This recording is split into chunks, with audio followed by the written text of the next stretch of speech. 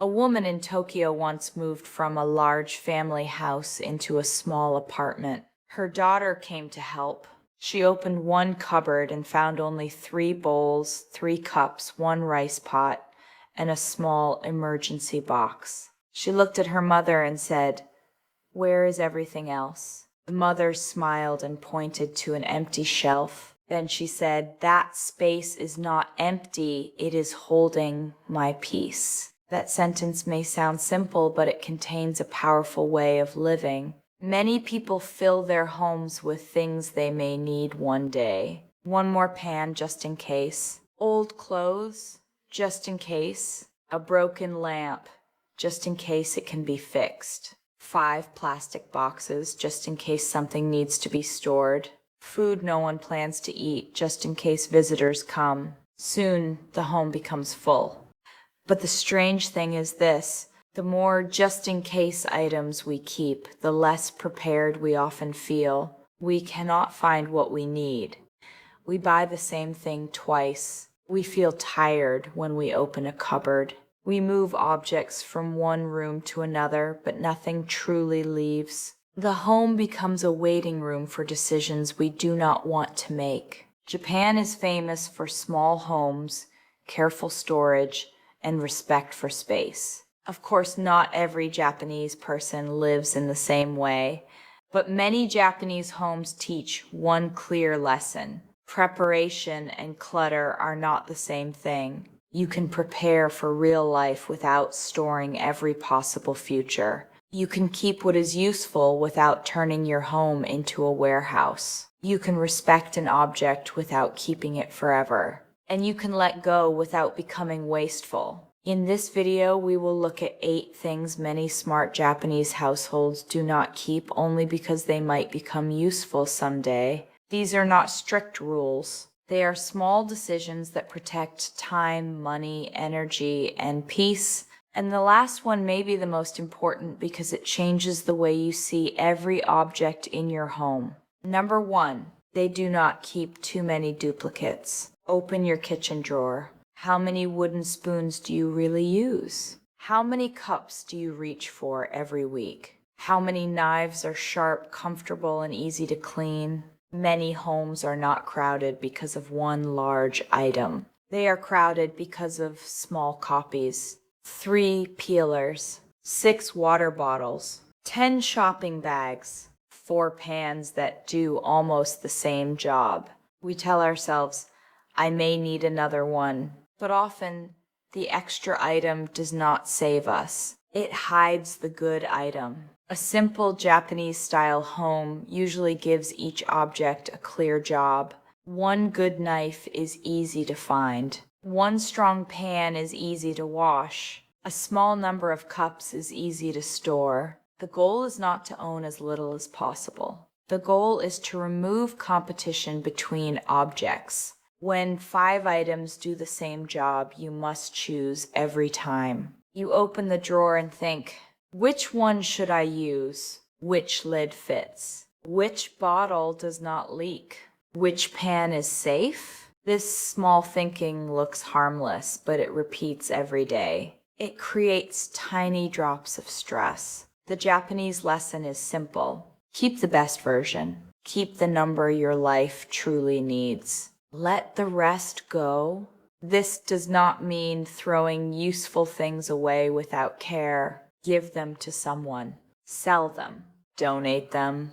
Move them to a place where they will be used. An unused object is not being respected because it is hidden inside your cupboard. It is being respected when it serves a real purpose. Try this habit. Choose one category, maybe cups, towels, food containers, or bags. Place all of them in one area. Then ask, how many do we use during a normal week? Not during a party that happens once in 3 years. Not during an imaginary emergency. A normal week. Keep a small extra amount when your family truly needs it. But do not let fear choose the number. Let real life choose the number. A clear drawer gives you a quiet message every morning. You have enough. Number 2, They do not keep clothes for an imaginary future self. There is a person living inside many wardrobes. She is thinner. He goes to more parties. She wears bright colors. He will repair that old jacket. She will begin using those expensive shoes. This future person owns half the closet, but never arrives. We keep clothes for a life we are not living. We say, one day I will wear this. But every morning we choose the same comfortable pieces. The unused clothes stay silent, yet they still speak. They say, you are not the person you planned to become. They can create guilt.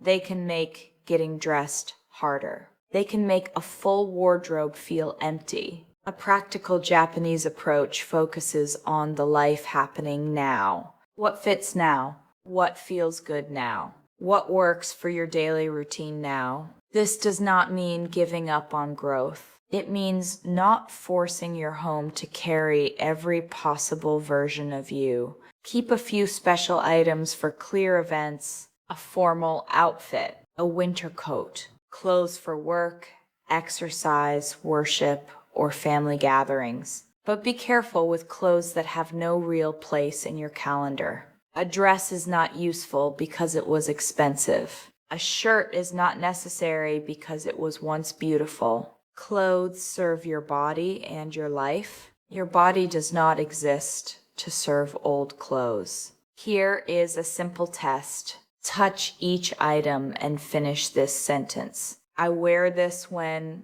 you can give a clear answer, keep it. I wear this to work. I wear this on cold mornings. I wear this at home. I wear this at weddings. But when the answer is always, maybe one day, place it in a separate bag. Wait 30 days. When you do not search for it, you have learned something. The clothing was taking space, but it was not supporting your life. Letting it go does not mean the dream is dead. It means the dream no longer needs to live on a hanger. Your closet should help you meet the morning with ease. It should not become a museum of old bodies, old plans, and old guilt.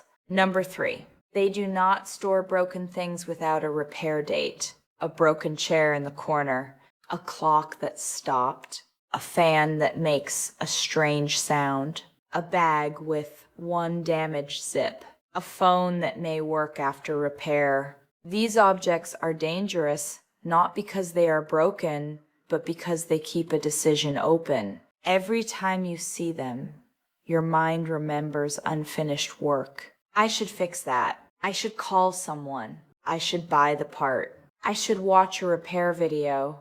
The object may stay for 1 year, then 2 years. It slowly becomes part of the room.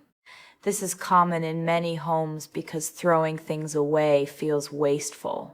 That feeling can come from a good heart. We do not want to waste money. We do not want to disrespect useful materials. But keeping a broken object forever does not repair it. It only stores the problem. A careful Japanese habit is to connect repair with action. When something breaks, decide quickly. Will I repair it? Who will repair it? What will it cost? On what date will it happen? When there is no date, there is no plan, there is only hope. And hope is not a storage system. Create one small repair box. Only one. Put repairable items inside it. Write a date on the box. Maybe 2 weeks from today. Before that date, repair the items or take them to a repair shop. When the date arrives, anything still untouched must face a final decision. Repair it. Donate it for parts. Recycle it. Or release it. This protects you from 2 bad habits. The first is throwing away too quickly. The second is keeping forever. The middle path is respectful action. Repair what deserves repair. Release what no longer deserves space. A home feels lighter when broken objects stop asking silent questions. Number 4, they do not keep food without a real plan. A full kitchen can still waste food. Sometimes the problem is not too little food. It is too many forgotten ingredients. 3 open sauces. Old spices. Frozen food with no date. Snacks bought because they were on sale. Large packs bought for savings even when the family eats only a small amount. We say it may be useful, but useful food is food that becomes a meal. Food hidden behind other food is not security. It is delayed waste. Many Japanese kitchens are small, so food must keep moving. Items come in, become meals, and leave. This creates a tension.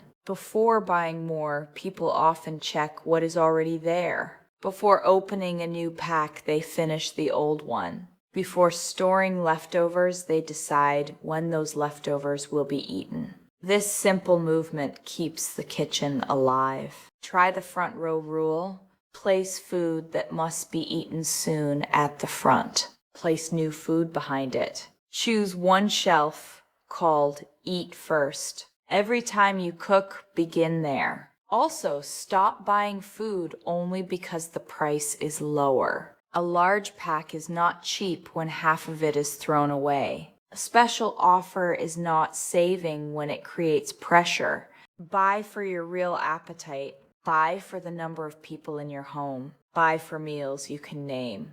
You can ask one strong question before placing food in your cart. What will this become? When the answer is clear, good. This will become soup on Friday. This is breakfast for 3 days. This is for the children's lunch. But when the answer is only, it may be useful, pause. Food deserves more than being stored. It deserves to be eaten with care. There is one important exception. Emergency food is wise, but it should be planned, dated, and checked. Keep a clear emergency supply for your family. Check it regularly. Eat items before they expire and replace them. Preparedness has a list. Clutter has no list. That is the difference. Number 5, they do not save every box, bag, and container. Some homes have a hidden second home inside them. A home made of empty boxes, phone boxes, shoe boxes, gift bags, glass jars, plastic containers, strong paper bags, small tins. We keep them because they look useful, and sometimes they are useful. A good box can organize a drawer. A jar can hold dry food. A bag can carry a gift. But the problem begins when we keep more containers than we have things to contain. Then the storage tools become the clutter. This is a very clever trap. We feel organized because we are keeping boxes for future organization. But a box without a job is not organization. It is an empty object waiting for another object. Many Japanese-style homes use containers carefully. The container is chosen after the need appears, not before. First, decide what must be stored. Then choose the right container. Do not collect containers and hope a purpose arrives. Set a limit. 1 small area for reusable bags, 1 shelf for jars, a fixed number of gift bags. When that space is full, something must leave before something new enters. This rule protects your home without forcing you to waste useful materials. Also, remember that original packaging has emotional power. A phone box can make the phone feel new. A shoe box can make expensive shoes feel important. A gift box can carry a memory. But after the return period ends and the object has a safe home, the package has completed its job. The package is not the value. The item is the value. And sometimes even the item is not the real value. The value was the experience, the help, or the joy it gave you. You do not need to store the shell after its purpose is complete. Number 6, they do not keep gifts only because of guilt. This may be the hardest one. Someone gave you a plate you do not like, a shirt that does not fit, a decoration that does not match your home, a set of cups you never use. You keep it because the person was kind. You fear that letting go means rejecting their love. So the gift remains in a cupboard for years. It is not used. It is not enjoyed, but it is protected by guilt. A beautiful Japanese idea is that a gift completes an important purpose when it carries care from one person to another. The moment of giving matters. The gratitude matters. The relationship matters. The object does not always need to stay forever. You can be thankful and still let the item go. You can remember the person without storing everything they gave you. You can pass the gift to someone who will truly use it. This is not disrespect. It may be the most useful ending for the object. Ask yourself, am I keeping the love or am I keeping the guilt? Love feels warm. Guilt feels heavy. Love does not demand cupboard space. Love can live in a memory, a call, a prayer, a photo, or the way you treat that person. The gift was meant to bring happiness. When it creates stress every time you see it, the purpose has changed. Say thank you in your heart, then release it with care. This lesson becomes even more important as the years pass. A family home can slowly fill with objects linked to people, events, and old stages of life, but memory needs room to breathe. When every memory becomes an object, the strongest memories can disappear inside the crowd. Keep the few things that truly touch your heart. Let the rest continue their journey. Number 7, they do not keep furniture for a life that rarely happens. A large table for guests who visit once a year, extra chairs that block the hallway, a cabinet for dishes used only on special days, a sofa no one sits on because another sofa is more comfortable. Many homes are designed around rare events instead of daily life. We protect space for imaginary guests while the people living inside the home feel crowded every day. A smart Japanese home often asks a different question. Who uses this room most often?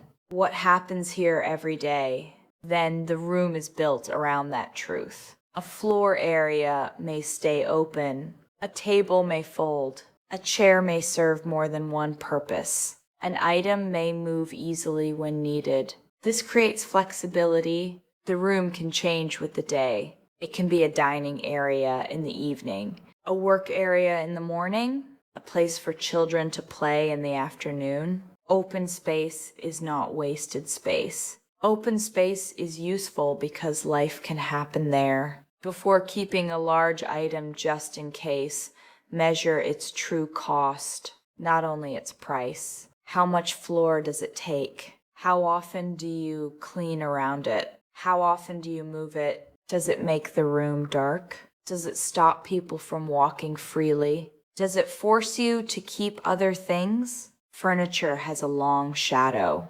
One extra cabinet invites more objects. One extra shelf asks to be filled. One extra chair becomes a place for clothes. The object does not stay alone. It creates a system around itself. Choose furniture for the life you live most days. When a rare event comes, use a flexible solution. Borrow chairs. Use floor cushions. Rent a table. Move items for one evening. Do not make your family live inside a permanent waiting room for visitors who are not there. Your home should serve the people inside it today. Number 8, they do not keep objects that have no name and no home. This is the final burden, and it may be the biggest. Open the drawer where strange things live. A small key, one battery, a piece from an unknown machine, an old card, a cable that may belong to something, buttons, clips, a tiny tool, a remote control with no device. You do not know what these things are for, but you keep them because the moment you throw them away, you fear you will need them. This is pure just-in-case storage. The item has no clear name, no clear use, no clear home. It survives only because of fear. A powerful Japanese organizing habit is that every useful thing should have a place. But before an item can have a place, it must have an identity. What is it? What does it do? Who uses it? When was it last used? Where does it belong? When you cannot answer these questions, the object is not part of your working home. It is a mystery. And mysteries create mental noise. Use the name and home test. Pick up an item. Say its name. This is the charger for my camera. Then say it's home. It belongs in the camera box. Good. Keep it there. But when you say this is some cable, maybe for an old device, place it in a short decision zone. Give yourself 7 days. During those 7 days, identify it. Ask family members. Check the devices you own. Test it safely. When no one knows what it is and nothing needs it, let it go through the correct recycling method. Do not create a permanent home for an unknown object. This habit can change the whole house because clutter is often not simply too many things. It is too many unclear things. When every object has a name, purpose, and home, cleaning becomes easier. Buying becomes wiser. Family members know where to return things. You stop purchasing copies of items you already own. Your home begins to support you instead of questioning you. Now think again about the woman and the empty shelf. Her peace did not come from owning nothing. She had what she needed. She had food. She had tools. She had clothes. She had emergency supplies. But she refused to make her home carry every possible future. She understood something many of us learn too late.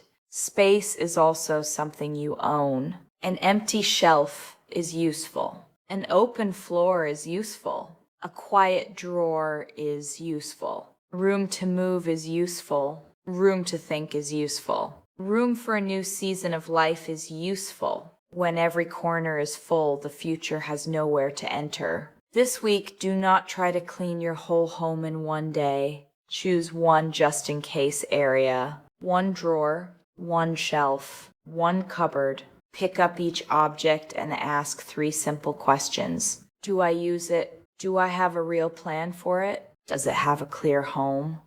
When the answer is no 3 times, the decision is already speaking. Donate what can help someone. Sell what still has value. Repair what has a date. Recycle what can be recycled. Throw away only what truly has no safe next use. This is not about copying Japan. It is not about making your home cold, empty, or perfect. It is about learning from a wise idea. Keep enough. Prepare with care. Respect what you own. And do not let fear become your interior designer, because a peaceful home is not a home with nothing inside.